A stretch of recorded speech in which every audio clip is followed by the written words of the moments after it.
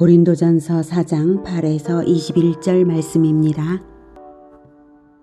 너희가 이미 배부르며 이미 풍성하며 우리 없이도 왕이 되었도다. 우리가 너희와 함께 왕 노릇하기 위하여 참으로 너희가 왕이 되기를 원하노라. 내가 생각하건대 하나님이 사도인 우리를 죽이기로 작정된 자같이 끄트머리에 두셨음에 우리는 세계 곧 천사와 사람에게 구경거리가 되었노라.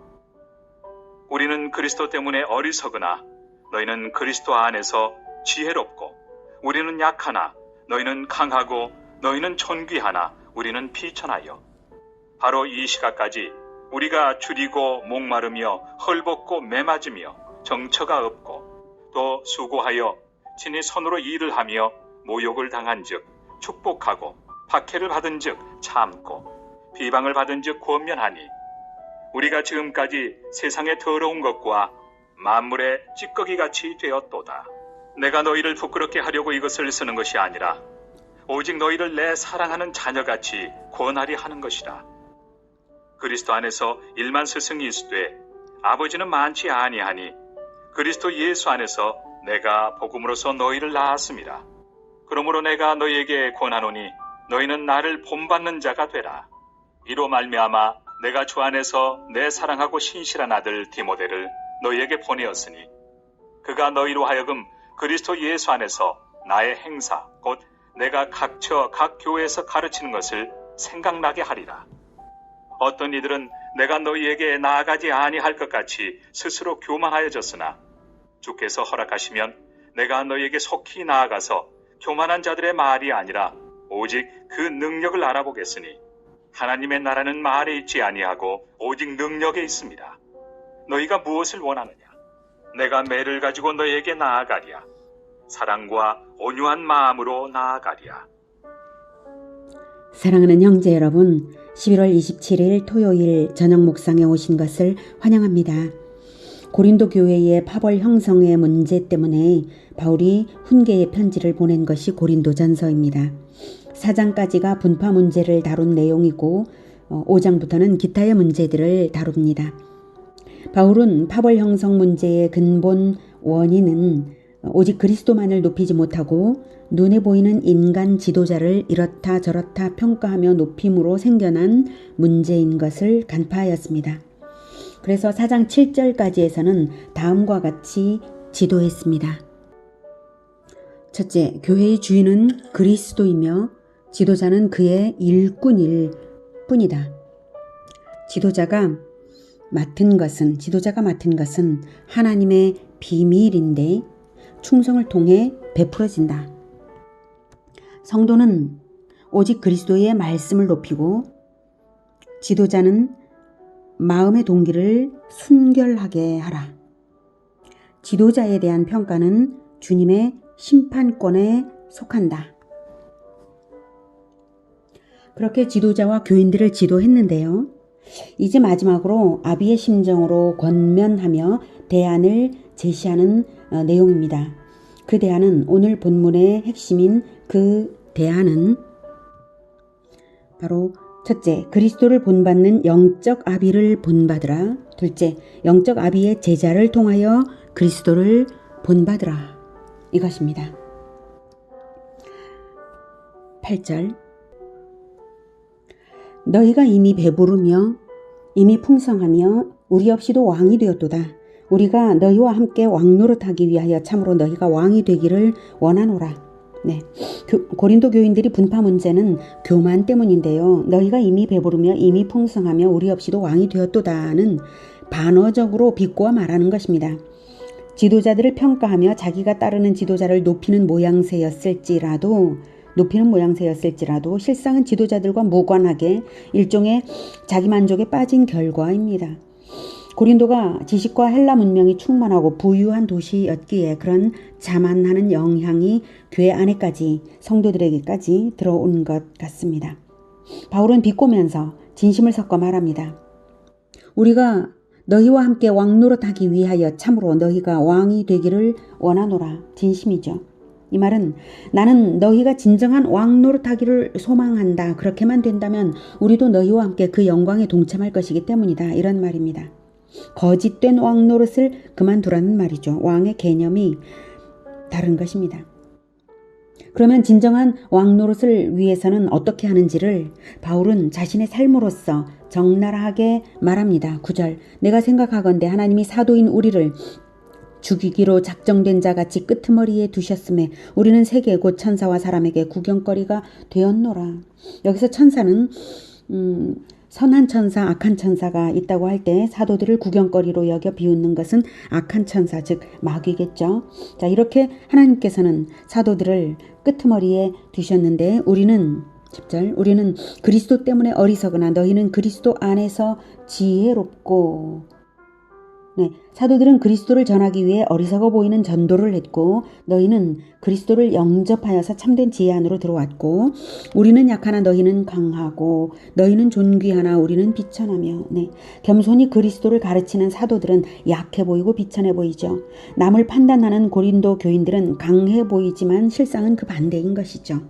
11절 바로 이 시각까지 우리가 줄이고 목마르며 헐벗고 매맞으며 정처가 없고 또 수고하여 친히 손으로 일을 하며 모욕을 당한 즉 축복하고 박해를 받은 즉 참고 비방을 받은 즉 권면하니 우리가 지금까지 세상에 더러운 것과 만물의 찌꺼기같이 되었도다. 바울 일행의 고난이 극심한 것을 드러내어 말합니다. 죽이기로 작정된 구경거리, 어리석다는 멸시, 약하고 비천하고 목마르고 헐벗고 매맞으며 정처가 없고 수고하여 친히 손으로 일을 하며 모욕과 박해와 비방을 축복과 참음과 권면으로 돌려주고 사는 것입니다. 오직 그리스도를 전하고 가르치기 위하여 그 고난을 감당하고 있습니다. 이것이 진정한 왕 노릇을 위하는 자의 태도입니다. 예수님께서도 으뜸이 되고자 하는 자는 너희의 종이 되어야 하리라고 말씀하셨습니다. 마태복음 20장 25에서 28절 예수께서 제자들을 불러다가 이르시되 이방인의 집권자들이 그들을 임의로 주관하고 그 고관들이 그들에게 권세를 부리는 줄을 너희가 알거니와 너희 중에는 그렇지 않아야 하나니 너희 중에 누구든지 크고자 하는 자는 너희를 섬기는 자가 되고 너희 중에 누구든지 으뜸이 되고자 하는 자는 너희의 종이 되어야 하리라. 인자가 온 것은 섬김을 받으려 함이 아니라 도리어 섬기려 하고 자기 목숨을 많은 사람의 대속물로 주려 함이니라. 진정 왕의 도리는 하나님을 위하여 이웃을 섬기는 것입니다. 자기 목숨까지도 예수님처럼 하나님을 사랑함으로 모든 백성을 복되게 하고자 섬기는 자세, 그것이 바로 왕의 자세이므로 바울은 그런 자세를 본보이고자 자신의 고난을 말한 것입니다. 14절 내가 너희를 부끄럽게 하려고 이것을 쓰는 것이 아니라 오직 너희를 내 사랑하는 자녀같이 권하려 하는 것이라. 바울이 자기를 자랑하고자 하는 것도 아니요. 고린도 교인들과 비교시켜서 그들을 수치스럽게 하고자 하는 것도 아니요. 오직 영적인 자녀들이므로 영혼의 성장을 위하여 아비로서 가르치는 것입니다. 15절 그리스도 안에서 일만 스승이 있으되 아버지는 많지 아니하니 그리스도 예수 안에서 내가 복음으로써 너희를 낳았음이라. 여기서 스승이라는 말은 아이를 돌보는 자, 원문상 아이를 돌보는 자라는 뜻입니다. 즉 가정교사 정도의 비중을 말하는 것이죠. 그리스도를 가르칠지라도 잠시 선생 노릇하는 정도를 말하는 것이죠. 그것도 물론 선한 것이긴 합니다만 영적인 아비에 비할 바는 아닙니다. 사도 바울은 나는 그리스도 예수 안에서 내가 복음으로써 너희를 낳았다라고 말하고 있습니다. 가정교사에 비할 바가 아니죠. 바울은 고린도 교회의 영적 아비입니다. 복음이 없는 곳에 복음을 뿌렸고 교회의 터를 진리로 다진 사람입니다. 고린도전서 3장 10절 11절에 그렇게 말했죠. 내게 주신 하나님의 은혜를 따라 내가 지혜로운 건축자와 같이 터를 닦아두매 다른 이가 그 위에 세우나 그러나 각각 어떻게 그 위에 세울지를 조심할지니라. 이 닦아둔 것 외에 능히 다른 터를 닦아줄 둘 자가 없으니 이 터는 곧 예수 그리스도라. 예수 그리스도의 터를 지혜로운 건축자와 같이 바울이 닦아두었던 것입니다. 그래서 바울은 자신 있게 내가 너희를 낳았다고 말하는 것입니다. 육신적 출산의 원리와 동일하게 영적 출산도 생명의 씨를 뿌린 자가 아비입니다. 육신의 아비의 씨를 난 자가 받아서 수정란이 되고 세포 분열의 성장을 거쳐서 태아는 점점 아비의 형상을 닮아서 태어납니다. 그와 마찬가지로 영적인 아비 또는 영적인 어미처럼 영원한 생명이신 그리스도를 씨앗으로 뿌려줄 때 영접하여 믿는 자는 영생을 얻어 하나님 자녀로 태어난 것입니다. 그리고 나서 자라나죠. 고린도 교인들은 성장이 둔화되었기에 이제 특단의 조치를 취해야 할 시점에 이른 것이고요. 성장하지 않는 자녀는 부모가 본을 보이면서 성장시키는 것이 답입니다. 다른 무엇이 그보다 더한 해결책이 되겠습니까? 영적 아비의 본을 받아 그리스도를 닮아가는 것, 이것 외에 없는 것입니다. 그래서 바울은 명령합니다. 16, 17절 그러므로 내가 너희에게 권하노니 너희는 나를 본받는 자가 되라.